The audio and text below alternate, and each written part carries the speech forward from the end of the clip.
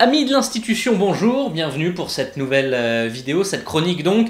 Dans un premier temps, on va parler de la défense à 3, stop à la défense à 3. J'avais déjà fait une émission là-dessus, mais je vais encore insister un petit peu sur ce point parce que je pense que ça peut être décisif pour la suite du Stade de Reims, la suite de la saison. Et puis on va parler de Reims-Guingamp, un premier tournant, un premier match crucial qui s'annonce samedi à Delaune. Sur Monaco, 2 buts partout, Reims a une réaction, 2 fois mené au score, 2 fois ils sont revenus dans cette partie, surtout après le match de Lille. C'est encourageant les signaux que cette équipe a envoyés, donc voilà, à suivre. C'est vrai que sur la partie, bon, il y a eu quand même des points, on va dire, négatifs, notamment les 2 buts et les 2 erreurs de Carasso sur sa sortie, et puis de Gaëtan Charbonnier qui fait une passe décisive.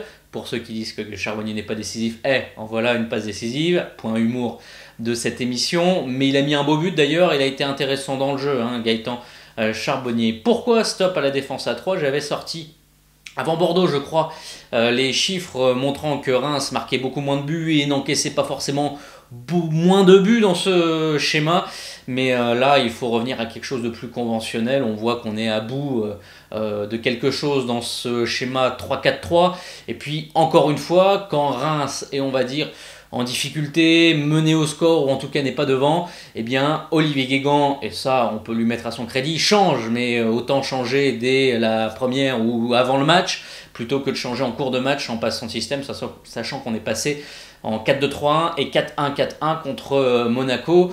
Donc voilà, pourquoi ne pas démarrer à 4 derrière? Ça serait beaucoup plus simple dès le début du match. C'est pas la première fois que Guégan s'adapte, c'était le cas notamment contre Angers où à la mi-temps il fait rentrer Bangoura et on passe à 4 derrière. On sent l'équipe et on a vu qu'elle finit très bien le match contre Monaco, que dans ce système à 4 derrière, même si c'est l'animation devant qui fait, mais ça permet d'être un peu plus, j'allais dire, menaçant. Et Diego marque un but, non pas en position de piston sur le côté gauche, mais en tant que milieu offensif gauche, où il vient apporter une solution deuxième poteau avec sa tête.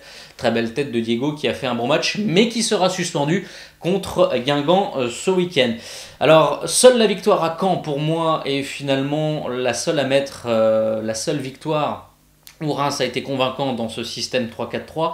Ça fait peu depuis qu'il a été mis en place milieu janvier contre le Gazélec.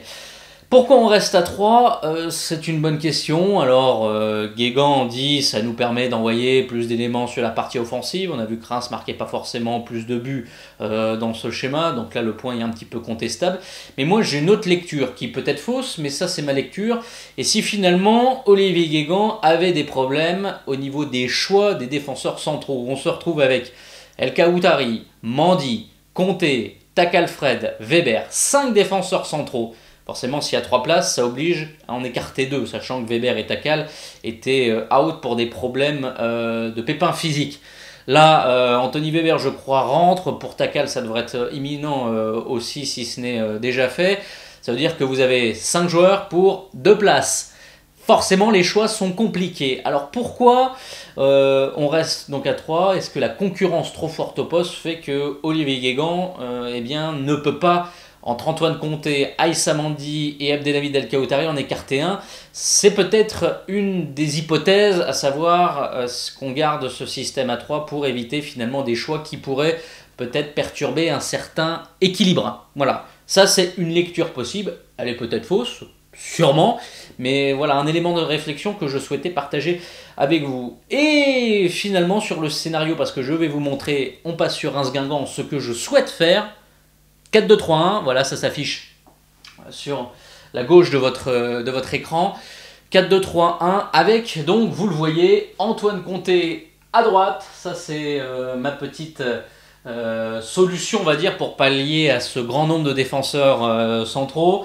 Avec, Amara Traoré sur le banc. Il n'a pas été très bon contre Lille, il a été en retrait contre Monaco, il a été en retrait contre Lille, il est un peu moins bien, donc ça pourrait être intéressant. Donc Mendy El Khaoutari dans l'axe, Franck Signorino qui fait son retour après avoir été mis au repos. 4-2-3-1, je vous le disais, avec Jabba Kankara, Antoine Deveau qui fait son retour. Ça, c'est une question importante, Antoine Deveau, puisque ses gestes d'humeur et ses cartons rouges d'humeur, on va dire, contre Toulouse, là contre Lille, ont énormément agacé Olivier Guégan. Mais pour moi, on ne peut pas se passer d'Antoine Deveau au Stade de Reims pour l'opération maintien. Ce joueur est quand même trop important, même si effectivement dans son choix, dans son carton rouge, dans ses attitudes, ses gestes d'humeur, il fait du mal à l'équipe, mais il est indispensable d'avoir Antoine Deveau pour se maintenir de toute façon. Tandis que Prince Nyong'e est en délicatesse avec une blessure musculaire ischio jambier, je crois. Voilà, on ne peut pas. Ali Ndom, qui a fait certes une entrée, on va dire, correcte pour sa première titularisation contre Monaco, mais on a besoin quand même d'un plus pour se maintenir au milieu de terrain. Et on sait qu'à Reims et dans le football, le milieu de terrain est très important. Donc voilà pour ce schéma derrière. Et ensuite, Nicolas Depréville qui retrouve un poste à gauche, on va dire, à la place de Diego, puisqu'il est suspendu, mais sur un format, on l'avait vu en début de saison, donc c'est-à-dire fausse patte, il peut rentrer et être assez libre. Gaëtan Charbonnier en numéro 10. Las Bangoura, donc titularisation de Las Bangoura.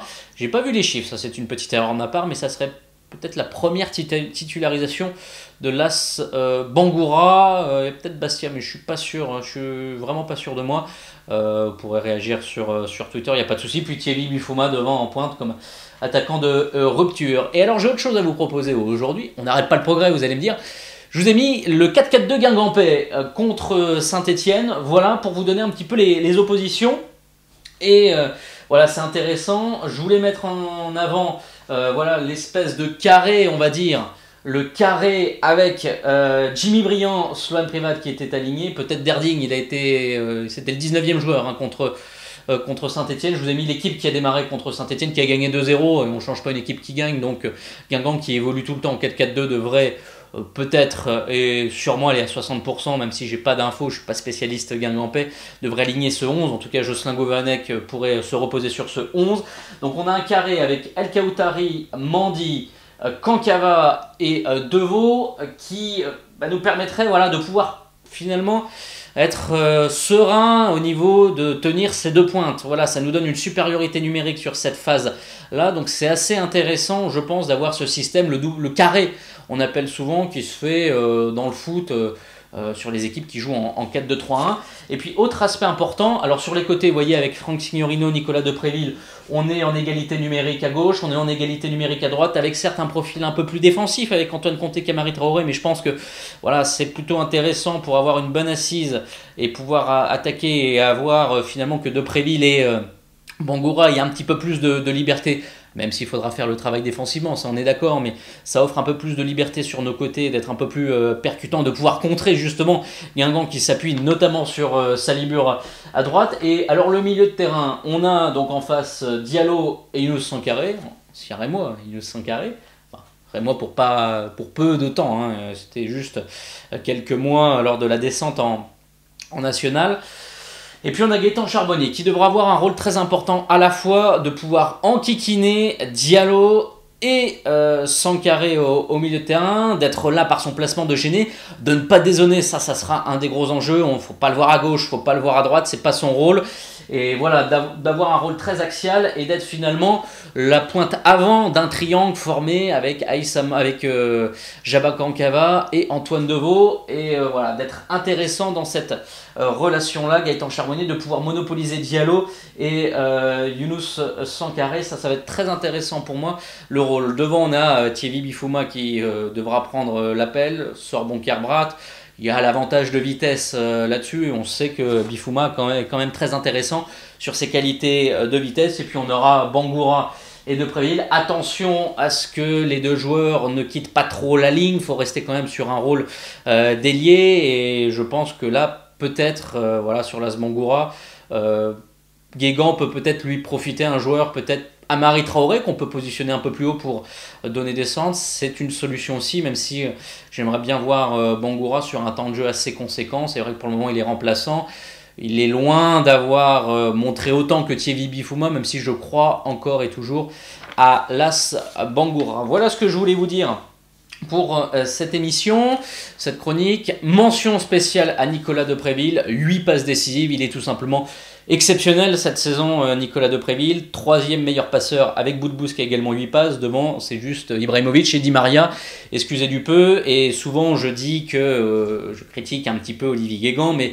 On peut lui donner le mérite d'avoir mis dans les meilleures conditions Nicolas Depréville cette saison, et heureusement qu'il est là, parce que si on n'avait pas Depréville, je pense qu'on serait déjà en Ligue 2 à l'heure où on se parle. Merci de m'avoir suivi pour cette nouvelle chronique. On se retrouve après le match Reims-Guingamp pour débriefer tout ça. On croise une victoire, et oui, j'ose pas imaginer les conséquences qu'une défaite pourrait avoir sur ce match-là. Est-ce que je pense qu'en tout cas, Jean-Pierre Caillot devra s'exprimer à l'issue de cette rencontre s'il y a défaite pour confirmer Olivier Guégan, parce que ça me paraît naturel dans une période où là c'est plus tanguer, hein, c'est chavirer le bateau pratiquement, ou dessaler comme on dit pour ceux qui sont fans des sports nautiques et de la voile, et il va falloir faire quelque chose, au moins voilà, soit confirmer, soit du changement. On serait à 7 matchs de la fin.